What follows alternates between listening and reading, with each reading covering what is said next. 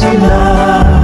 Belajar bergerak berbagi untuk negeri, kita menjalin kolaborasi. Belajar bergerak berbagi untuk negeri, demi bakti pada Ibu Pertiwi.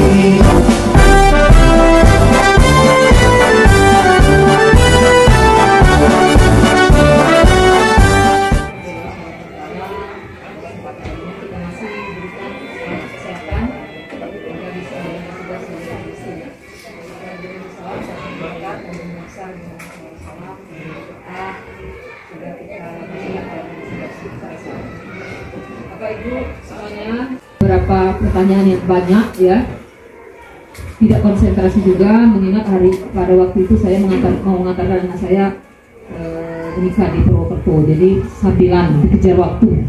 Itu saja dapat sampaikan. Wabillahi taufiq wal hidayah. Wassalamualaikum warahmatullahi wabarakatuh.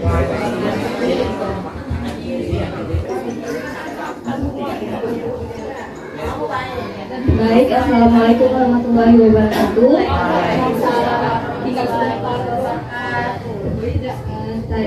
Tadi sudah kita dengarkan kan sambutan dari Ibu Kepala Sekolah. Langsung saja kita ke acara ketiga, yaitu dari sosialisasi guru penggerak kepada Bapak Julian MPD. Saya persilakan.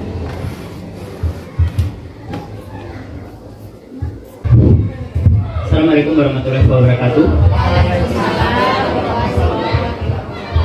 Yang saya hormati Ibu Kepala Sekolah SD Negeri 1 Kota Bengkulu, yang saya hormati memimpinnya, sehingga mereka nanti bisa berprestasi, bahkan mungkin kalau bisa sampai ke tingkat nasional.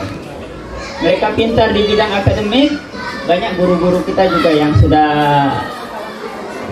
mampu membuktikan membimbing anak-anak kita, dan terutama di SD kita ini, SD 1 yang kita banggakan ini, sudah banyak siswa-siswa kita yang berprestasi, ya, sehingga salah satu sekolah yang terbagus di Kota Bengkulu adalah SD Negeri 1 Kota Bengkulu. Ya, kita harus bangga, ya, bangga ya dengan sekolah kita. Baiklah Bapak Ibu yang saya hormati, seperti di layar saya akan membahaskan sedikit ya tentang budaya positif, 5 kebutuhan dasar dan dunia berkualitas yang harus kita pahami terhadap anak didik kita. Mungkin kita selama ini lihat ada anak yang suka mencuri. Kenapa dia mencuri?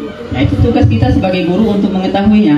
Mungkin karena dia kurang kasih sayang, atau orang tuanya kurang memberi kesenangan, atau karena dia kurang bahagia di rumahnya, maka dia cari perhatian di sekolah dengan kawan-kawan dan guru-gurunya. Sehingga harapannya dari kegiatan yang dia lakukannya itu, dia bisa mendapat kebahagiaan dari apa yang dilakukannya itu. Nah, menurut Bapak dan Ibu, ya, apa yang akan Bapak Ibu lakukan kalau terjadi kasus seperti ini? Ya, coba, silakan Bu. Ini Assalamualaikum warahmatullahi wabarakatuh. Waalaikumsalam. Cuman mau aja yang diganti deh.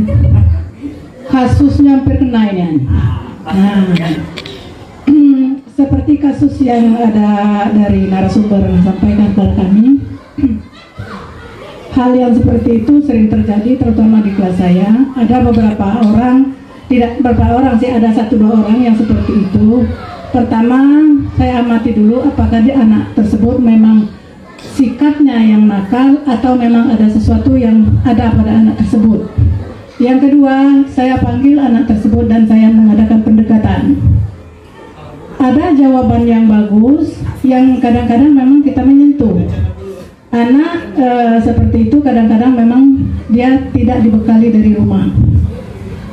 Dan ada juga kadang-kadang memang dia kenakalan yang mungkin dia kebiasaan dari lingkungan di rumah. Apakah tetangganya yang lingkungan bermainnya di rumah.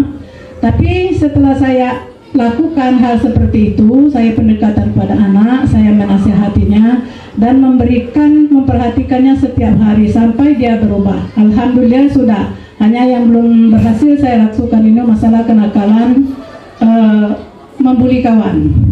itu masih pendekatan. Setelah saya perhatikan, memang dia di rumah terlalu dimanja dan tidak pernah diberi kesempatan untuk dia berasa bertanggung jawab. Umpamanya mau makan dia diambil, disuapin, kemudian mau mengerjakan tugas dia menuliskan, dan orang tuanya mungkin kakaknya mendiktekan. Tidak ada diberikan padanya itu rasa tanggung jawab. Itu saja sebagai pengalaman. Hampir Bu Nurul itu, bukan Abu Ambar. Makasih pada Bu Nurul.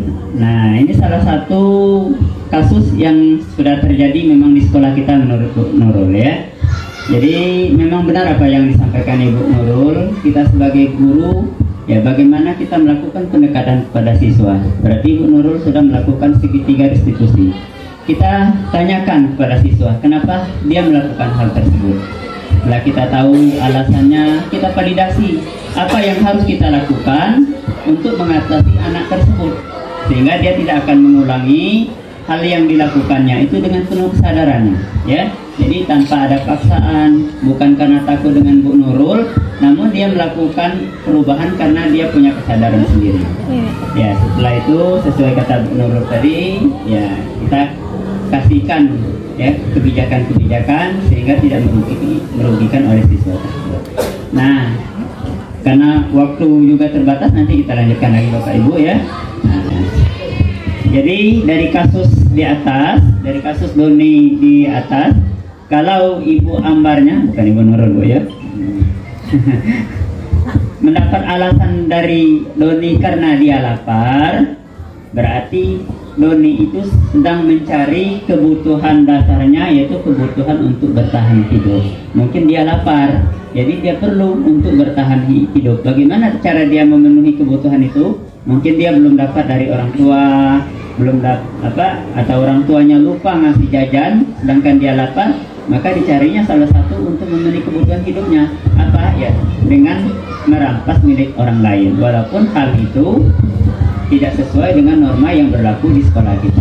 Nah, tugas kita sebagai guru bagaimana menyikapi hal tersebut. Mungkin kita bisa melakukan pendekatan dengan anak ya.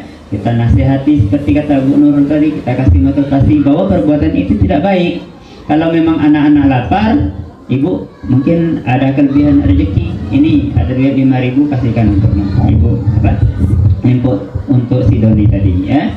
Kalau belum ada, mungkin ada kawan-kawannya mau menyumbang, kita tawarkan kepada kawan-kawannya untuk mengasih makanan kepada si Doni. Atau juga mungkin sekolah menyediakan makan untuk anak-anak kita. Jadi kita manfaatkan itu sehingga kebutuhannya untuk bertahan hidup bisa terpenuhi. Kalau anak-anak bisa terpenuhi kebutuhan hidupnya, kebutuhan makannya, maka mudah-mudahan anak-anak kita dapat belajar dengan tenang. Nah, Bapak dan Ibu yang saya hormati, dari beberapa yang saya sampaikan tadi, kesimpulan kita bahwa manusia hidup itu membutuhkan ya sesuatu yang mendasar bagi mereka.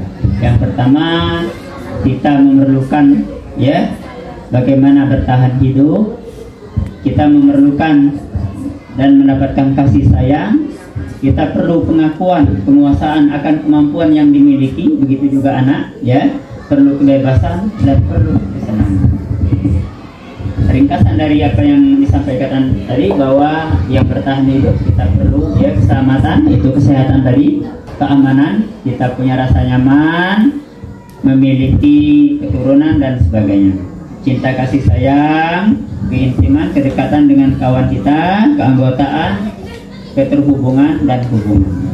Penguasaan, kita perlu kontrol, prestasi, ya, kompetisi dan pengaruh. Ya, jadi anak-anak itu punya kemampuan dan bakatnya masing-masing. Mereka juga perlu kebebasan, ya, merdeka, tidak terlalu dikekang, perlunya pilihan dan kreativitas. Yang selanjutnya kesenangan, adanya hiburan, kegembiraan, tawa, belajar dan sebagainya. Nah, Bapak Ibu, mungkin inilah yang bisa saya sampaikan. Sebelum saya tutup, mungkin ada Bapak dan Ibu ada yang mau didiskusikan atau ditanyakan atau ada pendapat lain, mungkin dari Ibu Sarmayini atau yang lain-lain. nanti bisa kita bahas bersama-sama. Nanti kalau saya nggak bisa jawab, lain kali akan saya jawab. Ada kira-kira kawan-kawan yang mau? Boleh? Masih masukan? Ada? Ya, kalau nggak ada, saya secara pribadi mengucapkan terima kasih atas waktu Bapak dan Ibu. Nanti di luar praktek ini kita bisa berdiskusi, berkolaborasi bagaimana kita menciptakan pembelajaran yang terbaik untuk anak didik kita di SD 1 ini.